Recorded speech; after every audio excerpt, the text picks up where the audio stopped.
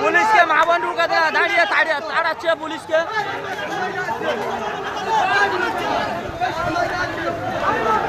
সাধারণ মানুষ বাংলার মা বোন জেগেছে, পুলিশকে।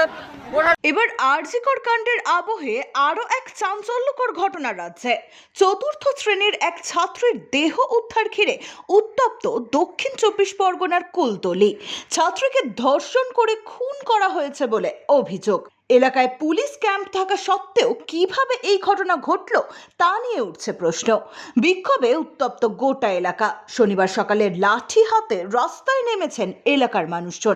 ঘটনাটি কুলতলি থানার কৃপাখালী হালদার পাড়ার মোড় এলাকার ঘটনা। সূত্রের খবর, টিউশনি পড়ে বাড়ি ফেরার পথে নিখোঁজ হয়ে যায় চতুর্থ শ্রেণীর ওই নাবালিকা ছাত্রী। পরিবারের লোকজন খোঁজাখুঁজির পরেও তার খোঁজ মেলেনি।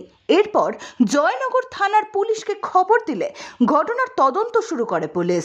শুক্রবার গভীর রাতে বাড়ি থেকে মাত্র 500 মিটার দূরের একটি জলাভূমি থেকে নাবালিকার নিথর দেহ উদ্ধার হয়।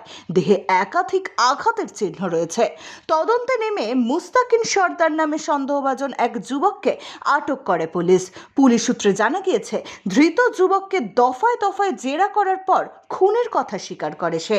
তবে পরিবারের অভিযোগ, নাবালিকাকে ধর্ষণ করে খুন করা হয়েছে। জয়নগর থানার অন্তর্গত এই এলাকার কাছেই রয়েছে মহিষবাড়ি পুলিশ ক্যাম্প। এলাকাটি অপরাধ প্রবণ হওয়ায় ওই এলাকায় পুলিশ ক্যাম্প রাখা হয়েছে। সেখানে দিন-রাত থাকে পুলিশ। তারপরও কিভাবে ঘটলো এমন ঘটনা তা নিয়ে প্রশ্ন তুলছে এলাকাবাসী। ঘটনাটি সামনে আসার পর শনিবার সকালে লাঠি হাতে রাস্তায় নেমে পড়েন মহিলারাও। সোজা মহিষবাড়ি পুলিশ ক্যাম্পে গিয়ে চলে ভাঙচুর। পুলিশের বিরুদ্ধে নিষ্ক্রিয়তার অভিযোগে এলাকায় বিক্ষোভ দেখাতে শুরু করে উত্তেজিত জনতা। উত্তেজিত জনতাকে ছত্রভঙ্গ করতে টিয়ার গ্যাসের সেল ছোড়ে পুলিশ। পাল্টা পুলিশকে লক্ষ্য করে ইট ছোড়ে উত্তেজিত গ্রামবাসীরা। পুলিশ ক্যাম্পে আগুন ধরিয়ে দেওয়া হয়। ব্যাপক উত্তেজনা রয়েছে গোটা এলাকায়। পরিস্থিতি সামাল দিতে র্যাফ নামানো হয়েছে। পাল্টা লাঠিচার্জ করেছে পুলিশ। আজ আমরা জানতে পারলাম কুলতলি বিধানসভার কুন্দখালী গোদাবরা অঞ্চলের কৃপাখালী গ্রামে ঘটনা। গতকাল সকালে এক চতুর্থ শ্রেণীর ছাত্রী তার বাবার সাথে আর স্কুলে গেছিলো, কিন্তু স্কুল থেকে ফেরার পথে সে একা বাড়ি ফিরছিল আর বিকাল থেকে সে নিখোঁজ। রাত্রে পরিবার সহ আর বাড়ির লোকজন ক্যাম্পে গেছিল, মুন্সিপালিটি ক্যাম্পে, পুলিশ ক্যাম্প, কিন্তু তারা কোনো গুরুত্ব দেয়নি।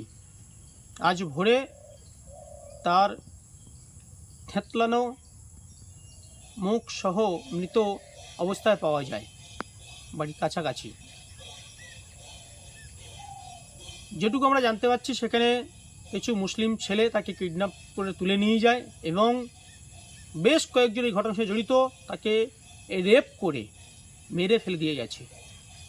পুলিশ একজনকে অ্যারেস্ট করেছে, কিন্তু সেটা কতটা ঠিক আমরা বুঝতে পারছি না। কিন্তু এই রাজ্যে এই ঘটনা কত দিন কিভাবে চলতে পারে? এই রাজ্যে একটা মহিলা মুখ্যমন্ত্রী, আর সেই রাজ্যে দিনের পর দিন এই ঘটনা, এর বন্ধ হবে কবে? এর শেষ কবে আমরা জানতে চাই। পরিবারের উপর চাপ সৃষ্টি হচ্ছে। আমাদের কাছে একটু খবর আছে, কুলতলির এমএলএ গণেশ মণ্ডল এবং তার লোকজন উঠে পড়ে নেমেছে, যাকে পুরো বিষয়টা ধামাচাপা দেওয়া যায়। পুলিশ মানুষেরও প্রতিবাদী মানুষ যারা প্রকৃতির বিচার চাইছে তাদের উপরে অত্যাচার, লাঠিচার্জ চালাচ্ছে। একটু খবর আমাদের কাছে আছে। পুলিশ তুমি কবে শিক্ষা নেবে আমরা জানতে চাই, এবং এই বিচারের জন্য আমরা সর্বতভাবে পরিবারের পাশে আছি। এর শেষ পর্যন্ত আমরা এই পরিবারের সাথে আছি। আমরা আছি, এই অন্যায়ের প্রতিবাদ আমরা করবই, এই অন্যায় আমরা রুখবই। এবং সারা পশ্চিমবঙ্গের মানুষের মতো এখানকার যে জনগণ, সাধারণ মানুষ যেভাবে রাস্তা নেমেছে, আমরা তাদের সাথে আছি। আর এর প্রকৃত দোষীদের আমরা শাস্তি শুধু নয়, ফাঁসি তো ঝোলাবো। শেষ পর্যন্ত আমাদের এই লড়াই জারি থাকবে। এই লড়াইয়ে লড়বো আমরা ওই পরিবারের সাথে নিয়ে। ব্যুরো রিপোর্ট, এক্সপোজ বার্তা।